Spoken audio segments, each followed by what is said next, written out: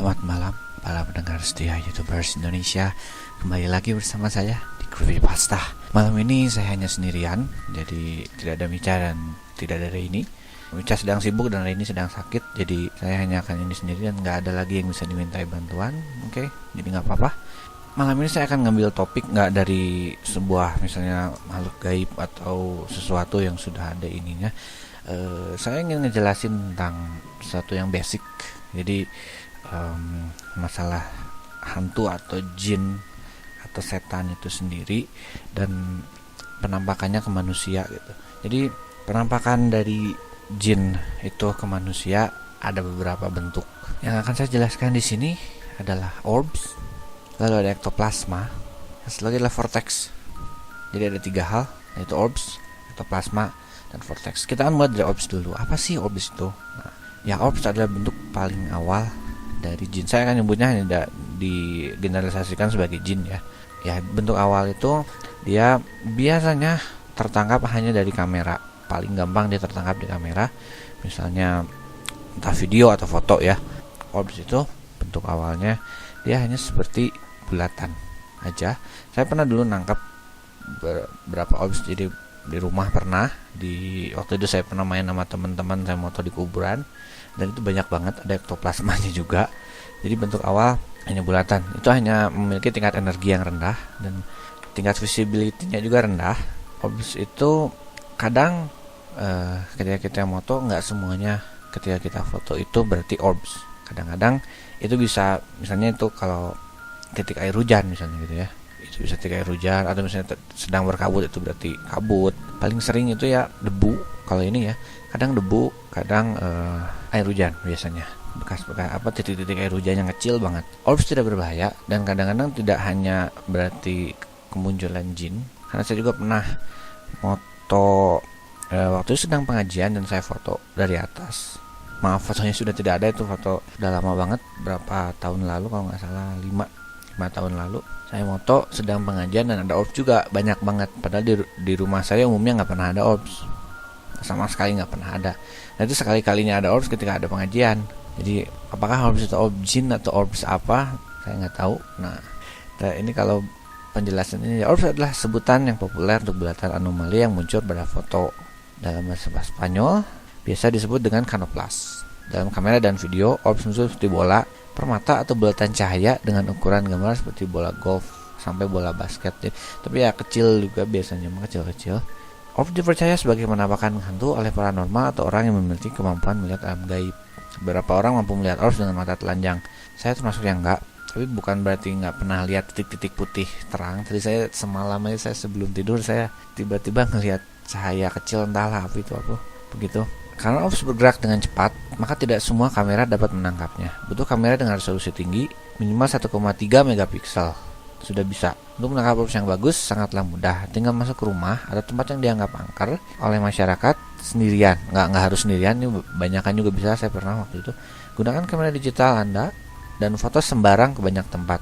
Anda juga bisa memfoto orang yang diduga memiliki sesuatu. Misalnya orang itu punya jin yang ngikutin dia, itu bisa difoto juga. Biasanya setiap kali kita mengambil gambar orang tersebut dengan kamera, orbs selalu muncul di sekitar orang tersebut. Seperti yang saya bilang tadi, kalau masalah orbs ini dilihat mata telanjang susah ya tadi katanya, tapi kalau dilihat oleh kamera, difoto oleh kamera itu ini, dan dia katanya cepat gitu ya. Untuk orbs mungkin segitu aja. Nah untuk bentuk kedua dari jin itu sendiri adalah yang namanya ektoplasma. Nah ektoplasma dia mirip orbs, tapi dia udah nggak ngebentuk bulat, tapi udah mulai ngebentuk sesuatu. Ada yang misalnya dia kayak kain lah gitu ya. Kalau di foto ya kadang-kadang dia kayak kain. Tapi saya moto itu dulu ada satu ektoplasmanya. Dia punya tingkat energi yang lebih besar dan dia juga lebih gampang oleh dilihat orang. Ya bentuknya seperti kain gitu. Atau ada juga yang misalnya bentuknya kayak, yang pernah saya lihat itu fotonya kayak bentuk kelabang, tapi dia terbang. Dia sampai ngalangin seperempat foto gitu, dia keluar ngalangin muka si orangnya gitu. Dan itu katanya si orang itu tiap kali difoto pasti ada itunya. Siapapun yang moto itu pasti ada itunya. Aduh, nanti saya cari fotonya di Google ada atau enggak. Mungkin orang-orang yang biasa, yang nggak bisa melihat gitu ya, nggak punya kemampuan itu mungkin bisa ngelihat. Tapi kalau saya ngelihat ektoplasma sendiri belum pernah. kecuali di foto aja, yang saya foto sendiri sekali. Oke, kalau penjelasan dari ininya begini. Ektoplasma adalah tahapan kedua kemunculan jin.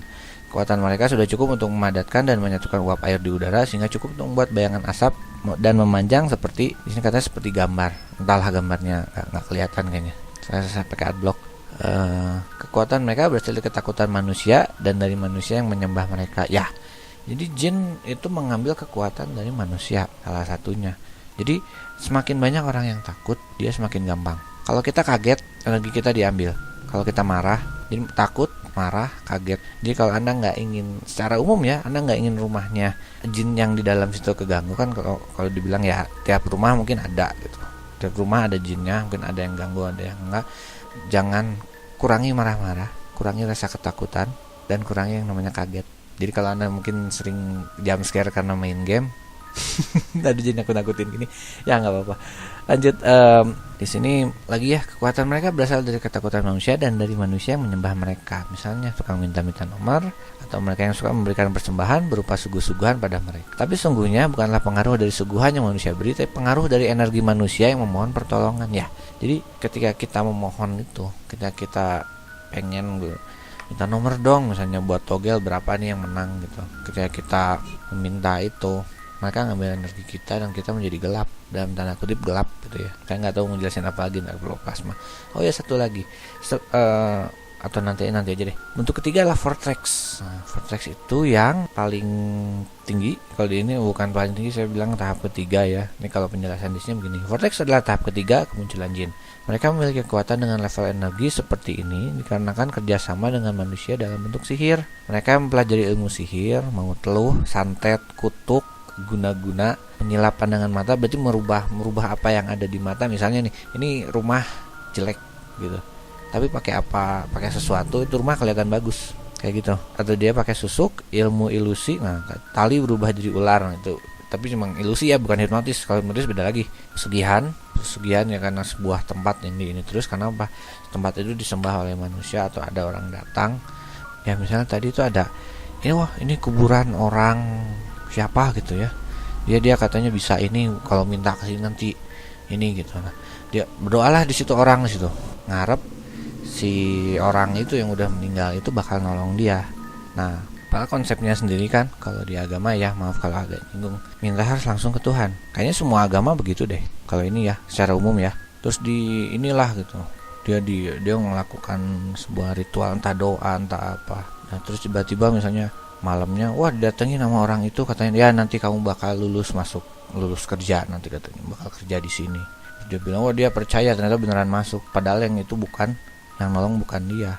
Orang meninggal nggak akan balik lagi ke bumi, tapi itu adalah jin yang ngedenger doa kamu dan dia ngikutin doa kamu. Dia datang buat apa? Dia tujuan begitu apa? Biar dia disembah terus sehingga dia makin kuat. Nah, di sini lanjut ya, baca ininya. Itu memerlukan kerjasama yang sangat mendalam dengan makhluk jin seperti ini. Setiap hari energi manusia akan mereka serap sehingga tutup untuk membuat mereka mampu memasuki dimensi manusia secara nyata.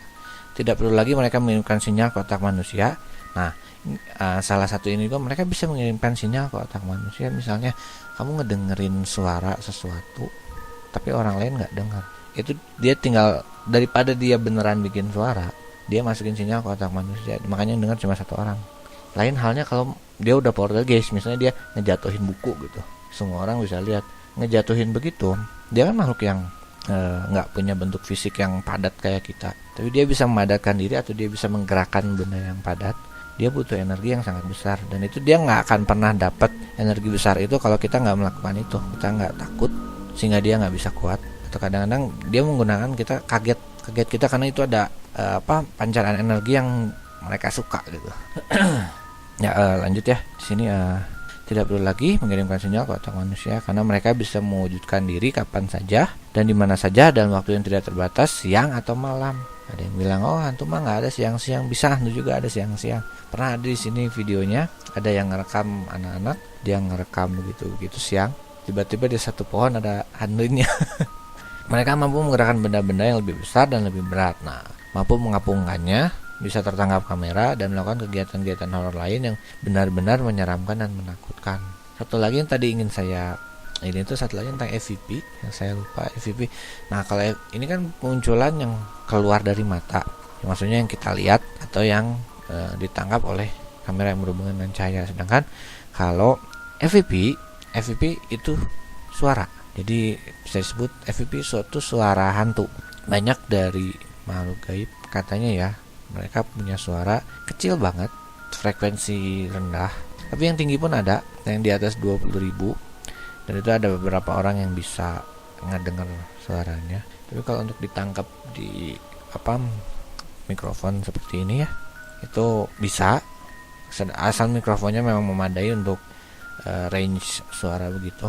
Suaranya, nah ini kalau ini di sini, kapan ide pertama mengenai FVP muncul? Nah, awalnya Thomas Alva Edison, tahu kan? Nah, dia punya minat akan FVP tahun 1920.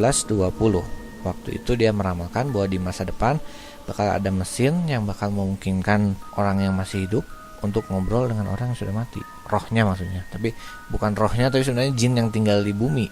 Terus ada lagi ini Fredrik Jørgensen, dia sutradara di Swedia, secara tidak sengaja menemukan fenomena FVP ketika merekam kicau burung. Dia ternyata merekam suara yang dia kenal sebagai suara ibunya yang telah 4 tahun meninggal dunia. Nah, kalau dari pemahaman yang saya ini, orang yang meninggal nggak mungkin balik lagi, itu cuma jin yang memanfaatkan orang yang mati itu untuk mengganggu manusia. Jadi gini, bagaimana seorang peneliti supernatural merekam EVP? Mereka memasang mikrofon eksternal ke alat perekam, satu dengan kabel yang cukup panjang sehingga menghindari mengambil suara tape recorder itu sendiri ya. Sebisa mungkin suara dari tip sendiri dijauhkan gitu. Mikrofon eksternal juga memungkinkan peneliti untuk merekam pikirannya ketika proses sedang berlangsung. Headphone sering digunakan karena banyak suara yang lembut dan sulit untuk didengar. Ya. Setelah merekam, peneliti mendengarkan kaset hasil rekaman tersebut berulang-ulang, mendengarkan dengan teliti apapun yang menyerupai suara. Jadi mereka dengerin sedikit-sedikit. Kalau mereka dengerin ada sedikit aja gelombang suara yang wah ini apa nih, terus mereka edit, terus mereka buka, mungkin mereka perbesar atau mereka apa. Apakah dalam penelitian EVP menggunakan sebuah software khusus? Ya, para peneliti juga dapat menggunakan software untuk membuat rekaman suara lebih terdengar ya. Misalnya noise-nya dihilangin, terus di-amplify gitu ya, terus menghilangkan suara-suara lain tidak diinginkan, kayak misalnya suara tombol misalnya ketika lagi di pause atau lagi di stop gitu ya. Apalagi ya, jadi FVP dia bisa ngerekam dengan suara. Atau ada lagi kita bisa menggunakan statik, misalnya TV. Nah, TV dengan gelombang yang analog kan ketika kita nyalakan yang dia semut renyek gitu. Nah, harusnya si statik itu bentuknya begitu terus. Kalau ada sesuatu yang bergerak, itu berarti ada gelombang analog yang diterima oleh TV. Salahnya adalah kalau kebetulan si frekuensinya sedang di dekat sama sebuah channel, kebetulan cocok dengan satu channel misalnya, cuman jauh kan jadinya jelek. Tapi kalau dia tidak sedang ngelok ke channel mana-mana, tapi dia bergerak, itu berarti ada sebuah energi yang sedang ada di dekat TV. Mungkin jin atau mungkin apapun. Tapi yang jelas itu bisa digunakan. Kalau diingat-ingat di creepypasta yang sebelumnya ketika Rainy ngejelasin tentang Hitori Kakurenbo, di situ kan disuruh nyalakan TV. Itu salah satu bentuk nginiin tanda, buat tanda ada sesuatu atau enggak di situ. Itu kalau TV-nya kelihatan, meskipun kita disuruh menghilang bersembunyi ke satu tempat, tapi itu TV lebih baik dinyalakan. Dan pernah ada ceritanya ketika main Hitori Kakurenbo, TV-nya pecah, bukan karena konslet katanya, ada sesuatu aja di situ, entah apa itu. Oke, saya nggak tahu harus ngomong apa lagi beneran. Mungkin segitu aja dulu untuk episode kali ini. Kita ketemu lagi di episode selanjutnya. Silahkan di like jika Anda suka, komen di bawah, silahkan sharing ke teman-teman karena sharing is merinding. Dan kita akan kembali lagi minggu depan di Creepypasta YouTubers Indonesia. Dan dadah, selamat bermalam Jumat.